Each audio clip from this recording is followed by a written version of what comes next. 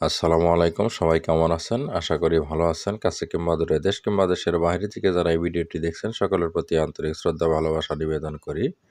ভিডিওটি ভালো লেগে থাকলে লাইক, কমেন্ট, শেয়ার করে সাথে থাকবেন এই আশা ব্যক্ত রাখি। তো চলে আসছি আমাদের সাভার বাজার। তো দেখুন কত সুন্দর মাছ।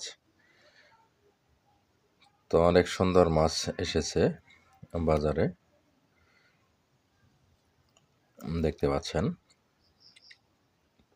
মাছের অন্ত নেই, অনেক মাছ। পুকুরের মাছ রয়েছে নদীর মাছ। এই মাছটি হলো আপনার বিলের মাছ, চলন বিলের মাছ এটি।